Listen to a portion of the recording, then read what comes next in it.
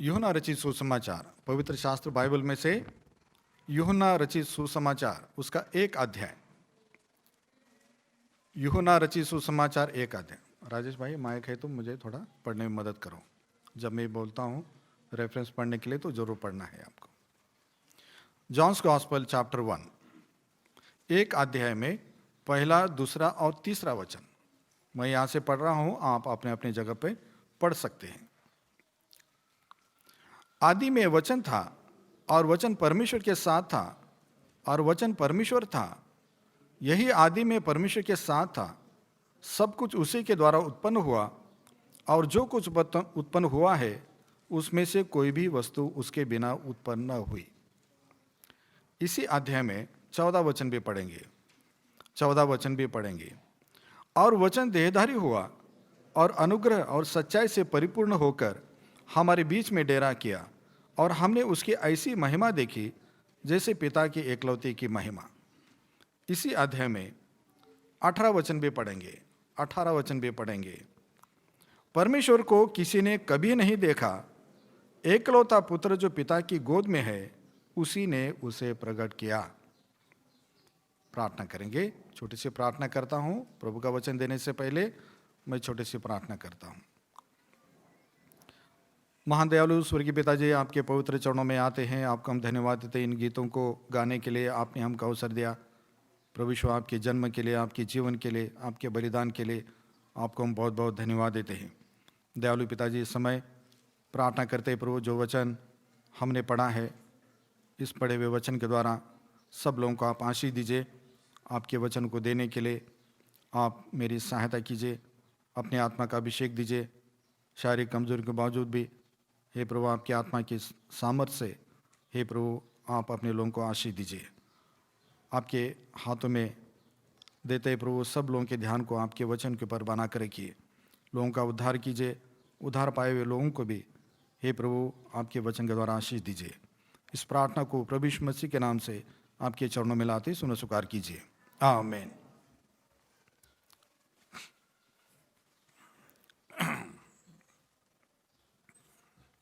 बहुत सारे लोग सोचते होंगे कि ये कैसा चर्च है, यहाँ पर ना तो कोई डेकोरेशन किया हुआ है, ना कोई गुब्बारे लगे हैं, ना कोई पताके लगे हैं, या कोई चरनी या क्रिसमस ट्री, ऐसा कुछ दिखाई नहीं दे रहा है। असल में देखा जाए तो ये सारी चीज़ें मनोरंजन की चीज़ें हैं। जो गुब्बारे लगाना, ये बहुत सारी चीज़ें जो करते हैं लोग, सजावट करते हैं, वो सब मनोरंजन की चीज़ें हैं। और प्रभु यीशु मसीह का जो जन्म है वो इंसान के मनोरंजन के लिए नहीं है। वो मनोरंजन कैसा होता है, थोड़ी देर के लिए खुशी मिलती है, बाद में वो खुशी गायब हो जाती है, फिर वैसे का वैसे रहता है। प्रभु यीशु मसीह का जन्म जो है वो मनोरंजन के लिए नहीं था, वो लोगों के उद्धार के लिए था। तो इसलिए मनोरंजन की चीज़ों के बजाय उनके जन्म की खासियत क्या है, उनका जन्म क्यों हुआ, क्यों वो दुनिया में आए, क्यों दुनिया में उन्हें जीवन बिताया, क्यों वो क्रूस पर मारे गए, इन बातों को जानना बहुत ज़रूरी है। इन बातों को यदि आप जानेंगे तो प्रभु यीशु मसीह का जन्म वास्तव में आपके लिए आशीष का कारण बनेगा। वो आपके लिए ऐसी खुशी का कारण बनेगा जो खुशी हमेशा के लिए आपकी ज़िंदगी में रहेगी। परमेश्वर के वचन में से जो संदर्भ हमने यहाँ पर पढ़े हैं उसमें जो लिखा हुआ है प्रभु यीशु मसीह के बारे में, मैं प्रभु यीशु मसीह के बारे में आपको 4 बातें बताऊंगा। प्रभु यीशु मसीह के बारे में 4 बातें आपको बताऊंगा। वो आपको समझना है, उसको आपको स्वीकार करना है। यदि समझ में आए तो आप उसको स्वीकार कर सकते हैं। पहली बात, यहाँ पर यूहन्ना रचित सुसमाचार में जो संदर्भ हमने पढ़े, प्रभु यीशु मसीह का ईश्वरीय रूप वहाँ पर दिखाई देता है। आदि में वचन था, वचन परमेश्वर था, वचन परमेश्वर के साथ था, और यही वचन शरीरधारी होकर दुनिया में वो जन्म लिया। और हम पढ़ते हैं कि परमेश्वर को कभी किसी ने नहीं देखा, परमेश्वर को कभी किसी ने नहीं देखा, लेकिन उस परमेश्वर ने अपने आप को प्रभु यीशु मसीह में प्रकट किया बोलकर यहाँ पर लिखा हुआ है। एकलौता पुत्र जो पिता की गोद में है उसी ने उसे प्रकट किया। मतलब परमेश्वर जो मनुष्य के रूप में पैदा हुआ उसको परमेश्वर का पुत्र कहते हैं। तो प्रभु यीशु मसीह का जो पहला रूप है, उनके जन्म लेने के बाद जो प्रभु यीशु मसीह का जो दर्शन हम देखते हैं या प्रभु यीशु मसीह को हम समझते हैं, वो किस रूप में समझते हैं? वो परमेश्वर का पुत्र है। मतलब बाइबल बताती है कि प्रभु यीशु मसीह मनुष्य रूप में आए तो भी वो मनुष्य के जैसे नहीं थे। मतलब यह कि मनुष्य जैसा स्वभाव उनके अंदर नहीं था। मतलब उनका स्वभाव कैसे है? वो पवित्र है। परमेश्वर कैसा है? पवित्र है। और प्रभु यीशु मसीह में वो ईश्वरीय रूप पाया जाता है, मतलब परमेश्वर की वो पवित्रता पाई जाती है। इसलिए प्रभु यीशु मसीह के बारे में जो संदर्भ लिखे हुए हैं बहुत सारे जगह पे, उसमें लिखा हुआ है कि उसने कोई पाप नहीं किया, उसके स्वभाव में कोई पाप नहीं था। कुछ संदर्भ में प्रभु के वचन में से मैं आपके सामने मैं पढ़ देता हूँ। पतरस की पहली पत्री उसका दूसरा अध्याय। पतरस की पहली पत्री उसका दूसरा अध्याय। ध्यान से पढ़े बच्चे लोग, बिल्कुल ध्यान से आप सुनेगा। दूसरा अध्याय उसने 22 वचन पढ़ो भाई। 1 Peter chapter 2 verse 22। अतः जबकि तुमने भाईचारे की निष्कपट 1 Peter chapter 2 verse 22। न तो उसने पाप किया और न उसके मुंह से छल की कोई बात निकली। देखिए यीशु के बारे में लिखा हुआ है, न तो उसने कोई पाप किया, न उसके स्वभाव में कोई उसके मुंह से कोई छल की बात निकली। उसके स्वभाव में पाप नहीं था। अब दुनिया में ऐसा कौन व्यक्ति है जिसके स्वभाव में पाप नहीं? छोटा बच्चा भी उसके अंदर पाप रहता है, मालूम है? बड़े होने के बाद बड़े बड़े करता है, लेकिन पाप का स्वभाव छोटे बच्चे में भी रहता है। आपने देखा होगा, मैंने खुद देखा है, छोटा बच्चा जो है, 2 बच्चे, एक बहुत छोटा है, बोलने भी नहीं आता, एक थोड़ा सा बड़ा है। वो छोटा बच्चा वो चलते चलते गिर गया, जोर जोर से रोने लगा। तो उसकी माँ आई, किसने मारा बोलने से वो अपने भाई की तरफ उंगली करके बता रहे इसने मारा बोल के। खुद ही गिर गया था वो, लेकिन वो भाई के ऊपर दोष ला रहा। उसको बोलने भी नहीं आता, लेकिन ये झूठ बोलना किसने सिखाया उसको? ये उसके स्वभाव में आ गया। यहाँ तक कि छोटा बच्चा भी बहुत न दूध पीने वाला बच्चा भी वो कभी कभी रोता है तो माँ उसको उठा लेती है तो उठा करके ऐसा दिखता है कि शायद उसको भूख लगी होगी, उसको दूध पीने की इच्छा है, तो उसको सीने से लगाकर उसको दूध पिलाने लगती है। दूध पीता है, फिर भी वो छोड़कर फिर रोता है। वो क्यों रोता है? ऐसे उसके अंदर ये क्या रहता है? वो मतलब जब मैंने रोना स्टार्ट किया तब क्यों नहीं, तुम जल्दी से क्यों नहीं आए बोल के। मतलब ये है कि उसके अंदर नेचर है वो। मतलब मनुष्य के स्वभाव में जितने लोग दुनिया में पैदा हुए हैं, उनके स्वभाव में पाप रहता है। लेकिन यीशु के बारे में लिखा है उसके स्वभाव में पाप नहीं था। क्यों? उसका जन्म पवित्र था। देखिए उसके बारे में मैं 1-2 बात बताता हूं। लूका रचित सुसमाचार पहला अध्याय, लूका रचित सुसमाचार पहला अध्याय, उसमें 30, 31, 32 वचन पढ़ो भाई जल्दी से। माइक में पढ़ना है, आपको पढ़ना है तो। स्वर्गदूत ने उससे कहा, हे मरियम, भयभीत न हो, क्योंकि परमेश्वर का अनुग्रह तुझ पर हुआ है। देख, तू गर्भवती होगी और तेरे एक पुत्र उत्पन्न होगा, तू उसका नाम यीशु रखना। वह महान होगा और परम प्रधान का पुत्र कहलाएगा। यहां पर लिखा है कि तू उसका नाम यीशु रखना। वो परम प्रधान का पुत्र है, वो परमेश्वर का पुत्र है। और 35 वचन में पढ़ते हैं, स्वर्गदूत ने उसको उत्तर दिया कि पवित्र आत्मा तुझ पर उतरेगा और परम प्रधान की सामर्थ तुझ पर छाया करेगी, इसलिए वह पवित्र जो उत्पन्न होने वाला है परमेश्वर का पुत्र कहलाएगा। मतलब प्रभु यीशु मसीह के बारे में हम ये पढ़ते हैं कि वो पवित्र है, उसका जन्म पवित्र है। वो मनुष्य के मतलब शारीरिक इच्छा से वो पैदा नहीं हुआ है। और इसलिए मत्ती रचित सुसमाचार में भी हम पढ़ते हैं, वहां पर लिखा है कि उसका नाम इम्मानुएल है। इम्मानुएल का मतलब परमेश्वर हमारे साथ। इसलिए प्रभु यीशु मसीह को बाइबल किस रूप में प्रकट करती है? वो परमेश्वर का पुत्र है, मतलब वो परमेश्वर है। और वचन में हम पढ़ते हैं कि वो पाप से अज्ञात था बोल के। देखिए वचन में पढ़ते 2 कुरिन्थियों 5 अध्याय, 2 कुरिन्थियों 5 अध्याय, 5 अध्याय के 21 वचन में मैं पढ़ रहा हूँ। 2 कुरिन्थी चैप्टर 5 वर्स 21। जो पाप से अज्ञात था उसी को उसने हमारे लिए पाप ठहराया कि हम उसमें होकर परमेश्वर की धार्मिकता बन जाएं। पाप से वो अज्ञात था। यीशु के स्वभाव में कोई पाप नहीं था, पाप को वो जानता नहीं था। वो क्यों? उसका जन्म पवित्र आत्मा के द्वारा से है। उसका जन्म जैसे मनुष्य के स्त्री पुरुषों के अभिलाषा से उसका जन्म नहीं हुआ, परमेश्वर के आत्मा से, वो पवित्र आत्मा से वो पैदा हुआ। इसलिए वो पाप को जानता नहीं था। उसके स्वभाव में कोई पाप नहीं था, उसकी बोली में कोई पाप नहीं था, और उसके जीवन में कोई पाप नहीं था। और ये बात प्रकट करती कि यीशु का जीवन, यीशु का जो व्यक्तित्व है, दुनिया में कोई भी ऐसा नहीं है जो उसके साथ उसकी तुलना हो सके। तो बाइबल प्रभु यीशु मसीह के बारे में बताता है कि परमेश्वर जो मनुष्य के रूप में प्रकट दुनिया में हुआ है, उसका नाम यीशु है, और इसलिए वो मनुष्य के रूप में पैदा हुआ है, इसलिए उसको परमेश्वर का पुत्र बोलते हैं। दूसरी बात, बाइबल प्रभु यीशु मसीह को किस रूप में प्रकट करती है? लिखा हुआ है उनके बारे में कि वो पापियों का मित्र कहलाएगा बोल के, पापियों का मित्र कहलाया। वचन में से मैं पढ़ता हूं, मत्ती रचित सुसमाचार, मत्ती रचित सुसमाचार उसका 11 अध्याय, मत्ती रचित सुसमाचार 11 अध्याय, उसमें 19 वचन।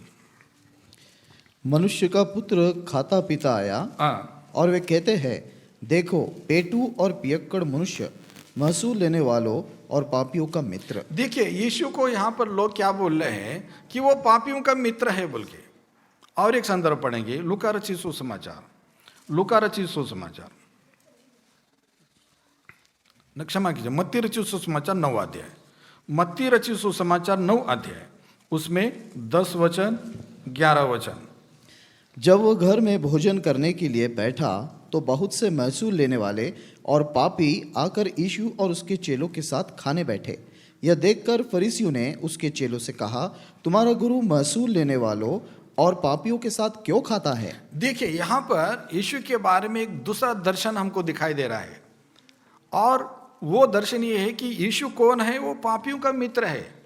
पापियों का मित्र कैसे बनते हैं भाई? मान लो कोई भी दुनिया की रीति से कोई भी थोड़ा, जिसका चाल चलन ठीक नहीं है, जिसका स्वभाव ठीक नहीं है, जिसका बर्ताव अच्छा नहीं है, यदि कोई उसके साथ दोस्ताना करने लगे तो लोग मतलब बोलते हैं, अरे तुम उनके साथ दोस्ताना क्यों करते हो? ऐसा बोलते हैं। यीशु दुनिया में आए और वो उनके साथ बैठकर उन्होंने खाना खाया। जो उस समय के समाज के हिसाब से वो लोग बहुत गिरे हुए लोग थे, अच्छे लोग नहीं थे, उनका स्वभाव अच्छा नहीं था, उनका चाल चलन अच्छा नहीं था। और यहाँ पर वो कुछ लोग आकर प्रभु के शिष्यों से कह रहे हैं, अरे तुम्हारा गुरु पापियों के साथ क्यों खाना खाता है, क्यों उनके साथ बैठकर खाता है? वो पापियों का मित्र क्यों बना मालूम है?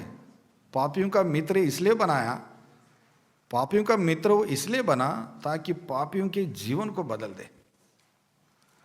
रहता है दुनिया में कैसा रहता है, जब मैं स्कूल में पढ़ता था, हमारी एक टीचर थी, उनका बेटा वो ठीक से नहीं पढ़ता था। वो थोड़ा सा क्या बोलते हैं, जो लोफर जैसा घूमने का, इधर उधर पढ़ाई ठीक से नहीं करने का, ऐसा वो करता था वो।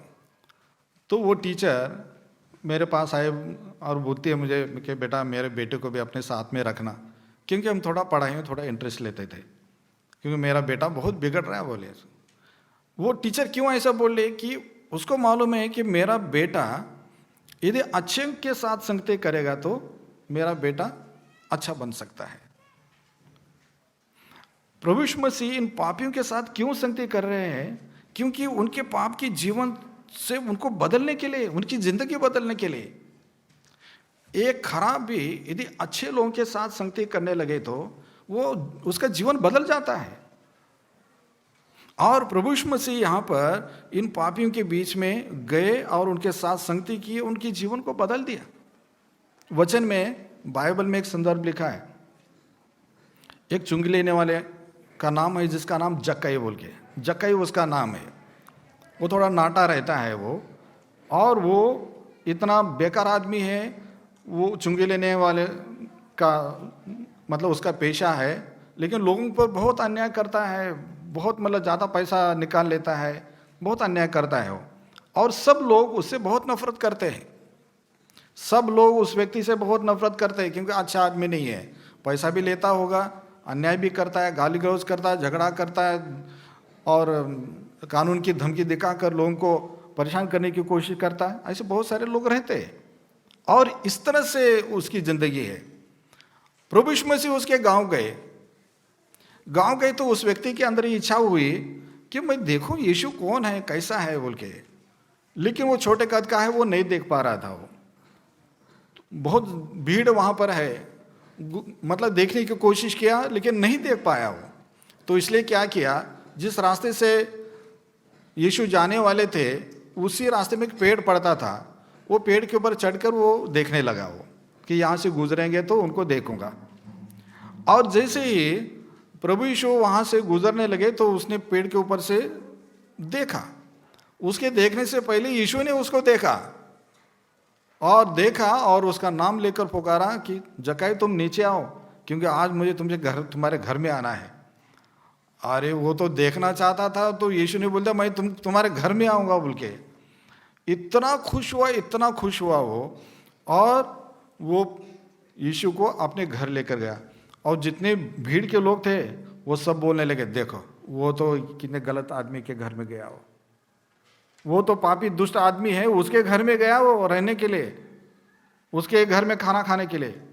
लेकिन उस पापी ने क्या कहा मालूम है, उस जक्कई ने, उसने कहा प्रभु जी मैंने आज तक किसी के ऊपर भी कुछ भी अन्याय किया है तो मैं उनको 4 गुना मैं लौटा देता हूँ, और मैंने कितने भी अन्याय से जो मैंने कमाई वो भी मैं गरीबों को बांट देता हूँ। इसका मतलब उसकी जिंदगी बदल गई। वो पापियों का मित्र क्यों बना है?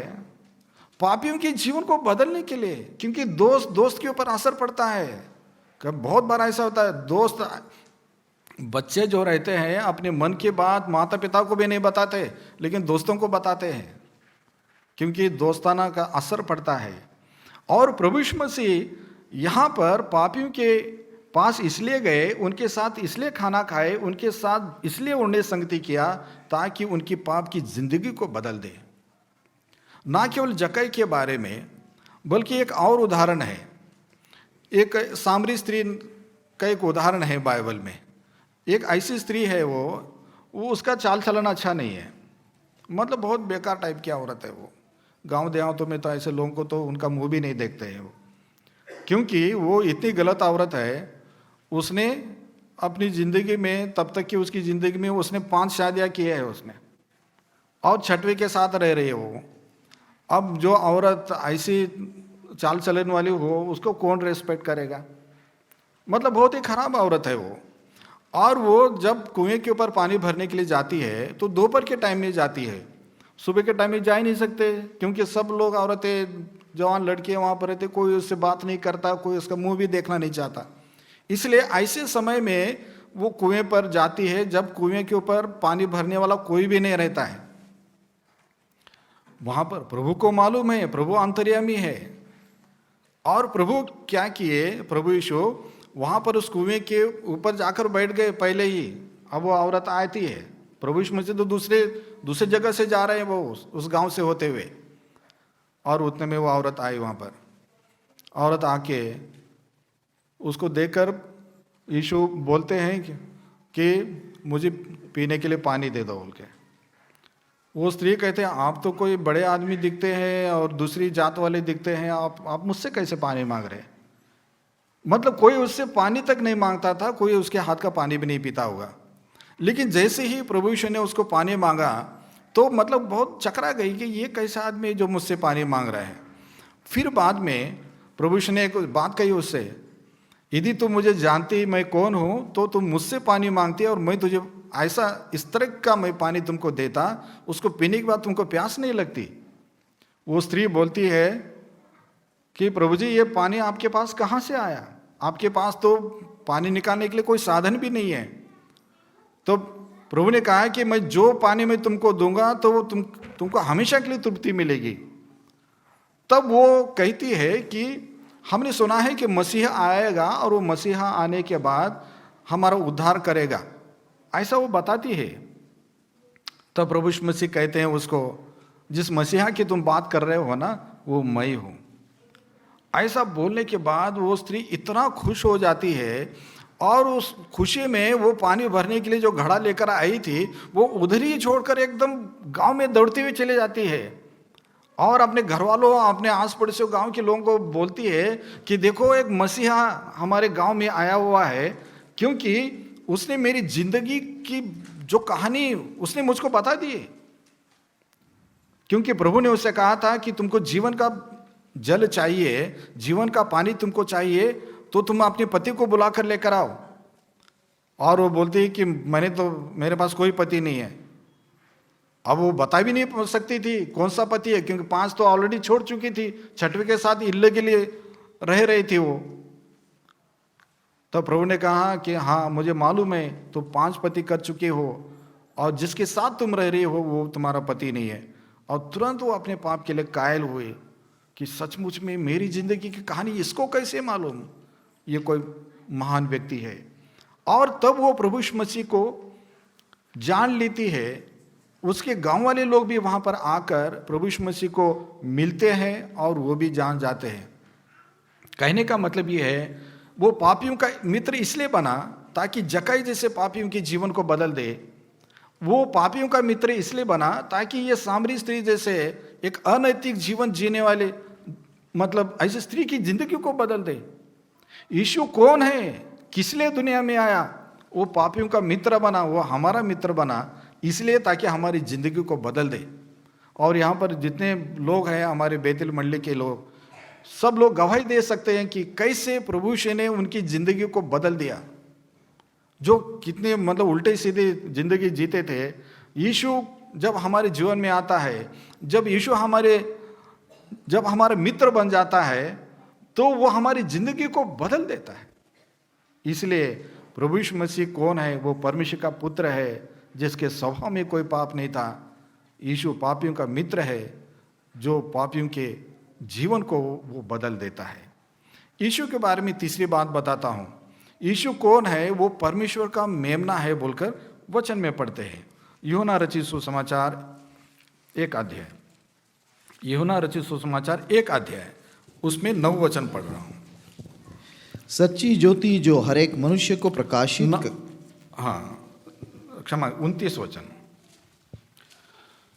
1 अध्याय का 29 वचन। दूसरे दिन उसने यीशु को अपनी ओर आते देखकर कहा, देखो ये परमेश्वर का मेमना है जो जगत का पाप उठा ले जाता है। 35 और 36 वचन।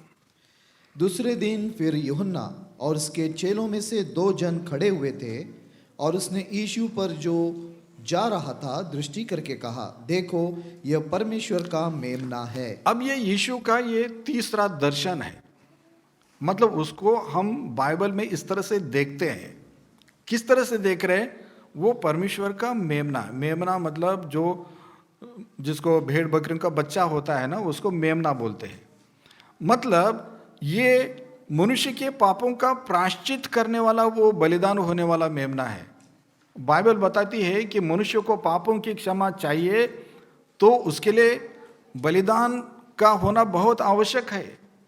और वो बलिदान जो निर्दोष बलिदान हो, और ये निर्दोष बलिदान मनुष्य के पापों के प्रायश्चित के लिए जो आवश्यक है वो मनुष्य के पास नहीं है। क्योंकि मनुष्य के पास कुछ भी शुद्ध नहीं है, कुछ भी पवित्र नहीं है। पवित्र कौन है? पवित्र कौन है? यीशु है। और वो यीशु का बलिदान मतलब मनुष्य के पापों का प्रायश्चित उसमें है। और इसलिए बाइबल में यीशु को परमेश्वर का मेमना बताया गया है। और वो मेमना क्रूस के ऊपर वो बलिदान हुआ है। मतलब यीशु जो क्रूस के ऊपर बलिदान हुआ है, किस लिए हुआ है? हमारे पापों का प्रायश्चित करने के लिए, पूरे दुनिया के लोगों का प्रायश्चित करने के लिए। कोई भी जाति, कोई भी धर्म, कोई भी भाषा, कोई भी देश, परमेश्वर के सामने कोई फर्क नहीं है। हम सब उसके सामने एक समान है। और सब लोगों के लिए पापों की क्षमा की जरूरत है। और वो पापों की क्षमा कैसे मिलती है? प्रायश्चित के बलिदान के द्वारा मिलती है। और वो बलिदान किसने दिया है? यीशु ने दिया है। और इसलिए बाइबल बताती है कि वो उसका जो पवित्र खून है, उसका जो पवित्र खून है, उसमें हमको पापों की क्षमा मिलती है। एक संदर्भ को पढ़िए, पतरस की पहली पत्री, पतरस की पहली पत्री पहला अध्याय 18 और 19 वचन, 18 और 19 वचन। क्योंकि तुम जानते हो कि तुम्हारा निकम्मा चाल चलन जो बाप दादों से चलाता है, उससे तुम्हारा छुटकारा चांदी सोने अर्थात नाशवान वस्तुओं के द्वारा नहीं हुआ, पर निर्दोष और निष्कलंक मेमने अर्थात मसीह के बहुमूल्य लहू के द्वारा हुआ। देखिए, हमारे छुटकारे के लिए जो दाम चुकाया गया है, वो मनुष्य के धन के द्वारा से मनुष्य को छुटकारा नहीं मिल सकता, बल्कि बहुमूल्य लहू जो निर्दोष और निष्कलंक मेमना अर्थात यीशु है, वो मसीह के उस लहू के द्वारा से हुआ है। तो इसका मतलब ये है, हम समझ सकते हैं कि यीशु कौन है। हमारे पापों का प्रायश्चित करने वाला वो परमेश्वर का मेमना है। और यीशु के बारे में लिखा है कि क्रूस के ऊपर जो उन्होंने बलिदान दिया, उनका जो पवित्र खून जो बहता गया, और कितने यातनामय मृत्यु उन्होंने सही। उन्होंने तो कोई पाप नहीं किया था, उन्होंने कोई पाप नहीं किया था, उनके स्वभाव में ही पाप नहीं था, लेकिन मनुष्य के पाप को अपने ऊपर लिया और मनुष्य के पापों का प्रायश्चित उन्होंने किया। मतलब वो क्रूस की यातनामय मृत्यु को सहकर और अपने पवित्र खून को बहाकर। इसलिए बाइबल उसको बताती है, वो हमारे पापों के प्रायश्चित के लिए किया हुआ वो परमेश्वर का वो मेमना है। हमारे लिए बलिदान किया हुआ वो परमेश्वर का मेमना है। वो सब लोगों के लिए है, सब जातियों, भाषाओं, प्रांतों, सब लोगों के लिए उन्होंने अपना बलिदान दिया है। और इसलिए लिखा है कि उनके लहू के बारे में लिखा है कि यीशु का लहू हमें सब पापों से धोकर हमको शुद्ध करता है। पापों की क्षमा चाहिए, पापों की क्षमा चाहिए तो यीशु के लहू को अपने ऊपर विश्वास से लेना पड़ता है। और अपने पापों से मन फिराकर जब यीशु के लहू की छिड़काव के नीचे जब हम आते हैं तो हमारे पाप क्षमा हो जाते हैं। और ये परमेश्वर का प्रबंध है और हर एक मनुष्य की जरूरत है। पापों की क्षमा हर एक मनुष्य की जरूरत है। रोटी कपड़ा मकान ये नहीं, बल्कि पापों की क्षमा की जरूरत है। जिनके पास रोटी कपड़ा मकान रहने पर भी उसको पापों की क्षमा नहीं मिली है तो उसकी जिंदगी एक तरह से व्यर्थ हो जाती है। इसलिए यीशु का लहू कहाँ काम करता है? हमारे विवेक में काम करता है। इसलिए लिखा है कि हमारा विवेक शुद्ध हो जाता है और हम एक नई दृष्टि हम प्राप्त करते हैं, एक नया जीवन हम प्राप्त करते हैं। और इसलिए ये यीशु का लहू हमारे लिए बहुत आवश्यक है, क्योंकि वो हमारे लिए मेमना बनकर क्रूस के ऊपर वो बलिदान हुआ है। प्रभु यीशु मसीह के बारे में चौथी बात बताता हूँ। यीशु कौन है? यीशु वो राजाओं का राजा है बोलकर बाइबल बताती है। देखिए, पहले बात हम पढ़ते मत्ती रचित सुसमाचार में 1 अध्याय में, मत्ती रचित सुसमाचार 1 अध्याय दूसरा अध्याय उसका 1 वचन, 1 और 2 वचन। हेरोदेस राजा के दिनों में जब यहूदियों के बैतलहम में यीशु का जन्म हुआ तो पूर्व से कई ज्योतिषी यरूशलेम में आकर पूछने लगे, यहूदियों का राजा जिसका जन्म हुआ है कहाँ है? क्योंकि हमने पूर्व में उसका तारा देखा है और उसको प्रणाम करने आए हैं। देखिए, यहाँ पर जब यीशु का जन्म हुआ तो कुछ लोग जो ज्ञानी लोग थे उनको परमेश्वर ने प्रकट किया कि एक राजा जो बैतलहम में जन्म लिया है, और उसको देखने के लिए वो आए, उसका दर्शन पाने के लिए आए। और वहाँ पर आकर उस एक राजा के पास आकर पूछने लगे कि यहूदियों का राजा जिसका जन्म हुआ कहाँ है? हम उसको देखने के लिए आए हैं। यीशु का जन्म कहाँ हुआ था? बेतलेहम नाम के एक छोटे से गांव में, एक चरनी में, जहाँ पर जानवर बांधते हैं, ऐसी जगह पर वो पैदा हुए, वहाँ पर वो रखे गए थे। मतलब दुनिया की रीति से वो एक गरीब से गरीब भी एक ऐसे हालत में नहीं रहता, ऐसी जगह पर उनका जन्म हुआ है। लेकिन ज्ञानी लोग क्या बोलते हैं कि वो राजा के रूप में पैदा हुआ है, वो राजा है। बाइबल बताती है कि यीशु राजा है।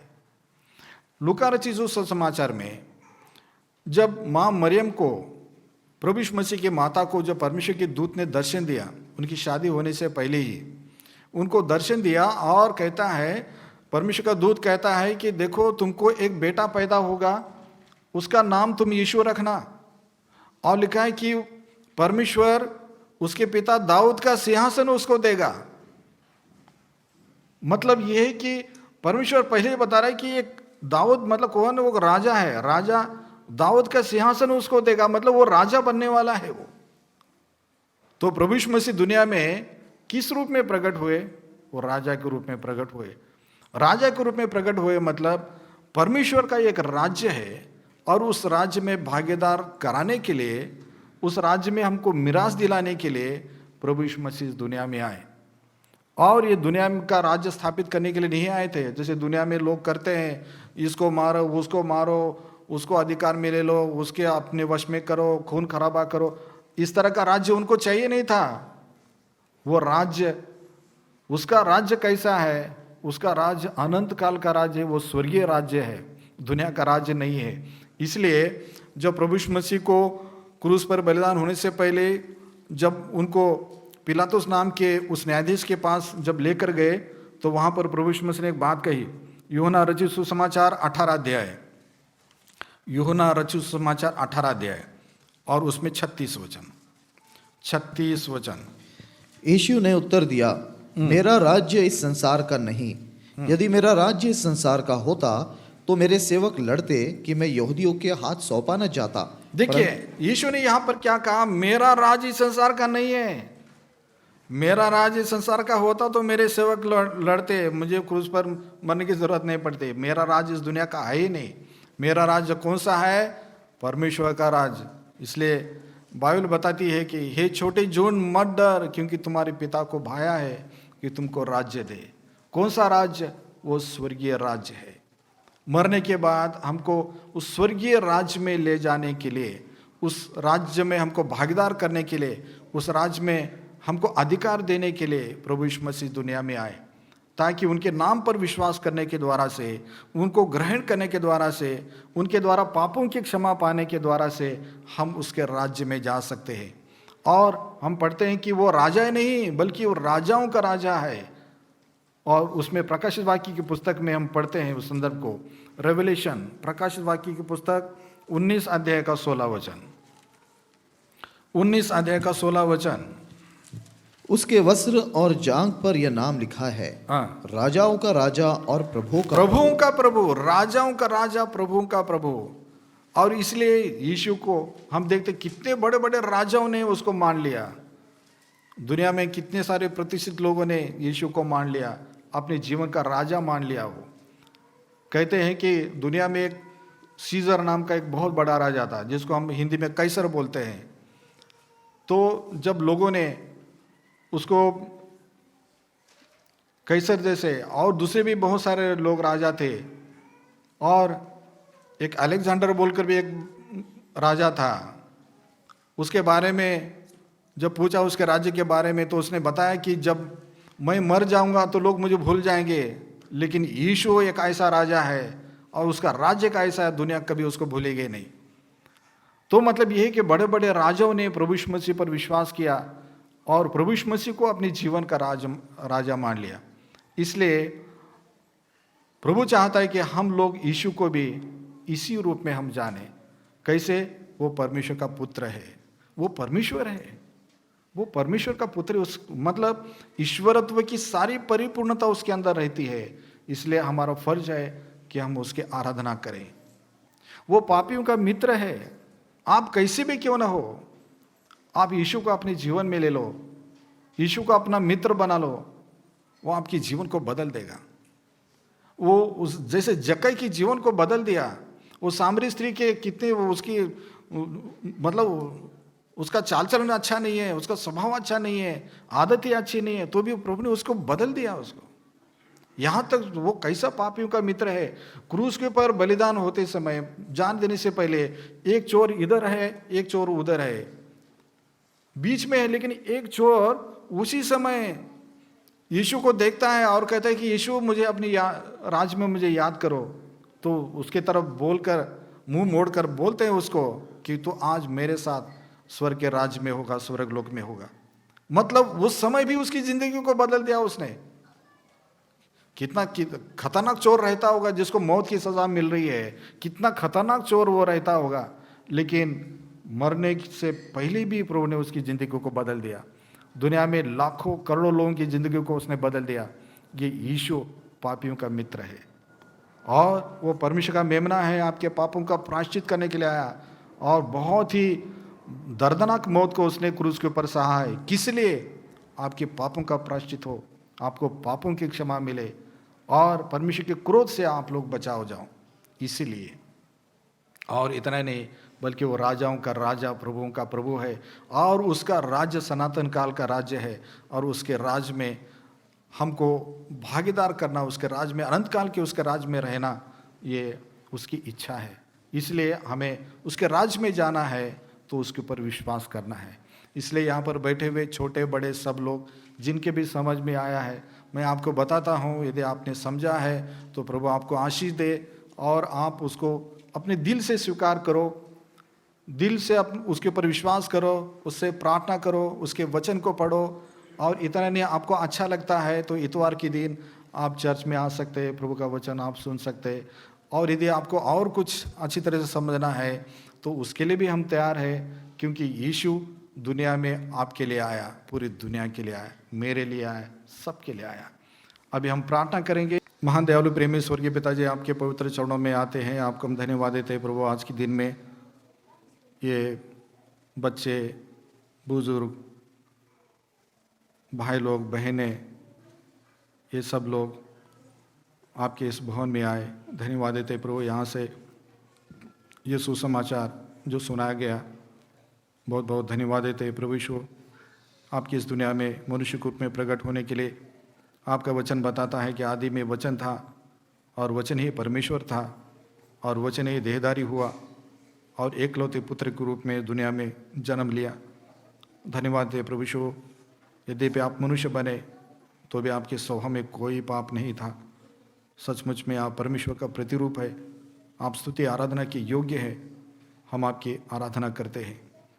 हमारी प्रार्थना प्रभु, आपके दर्शन में आप हमको बढ़ाइए ताकि अपने जीवन में हम आपकी महिमा कर सके, पापियों का मित्र बनकर आए, पापियों के जीवन को बदलने के लिए हमारे जीवनों को आपने बदल दिया। धन्यवाद देते हैं।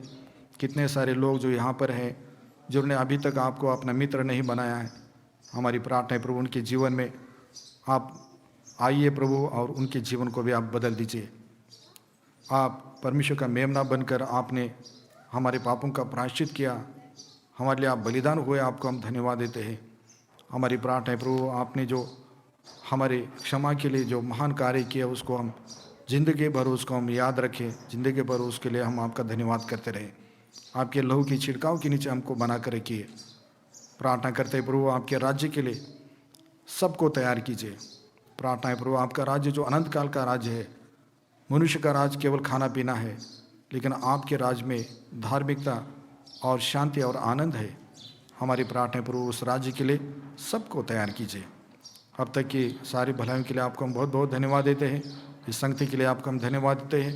यहाँ पर बैठे हुए छोटे बड़े सब लोगों को आप आशीष दीजिए, सब लोग उद्धार पाएँ, इन अंत के दिन में लोग बचाए जाएं। प्रभु हमारी विनती, लोग आपका दर्शन पाएँ, अनुग्रह कीजिए, दया कीजिए। बाकी के हे प्रभु सारे अरेंजमेंट में, सारी सेवा में भी आप सहायता कीजिए, दया कीजिए। आपके सामर्थ्य हाथों में सबको देते हुए अपनी इस प्रार्थना को प्रभु यीशु मसीह के नाम से आपके पवित्र चरणों में लाते सुन स्वीकार कीजिए। आमीन। अब हमारे प्रभु यीशु मसीह का अनुग्रह, स्वर्गीय पिता परमेश्वर का प्रेम और प्रभु पवित्र आत्मा की सहभागिता हम सब लोगों के साथ और इस दुनिया में से चुने हुए उसके सभी संत लोगों के साथ अब से लेकर युगानुयुक्त होती रहे। आमीन।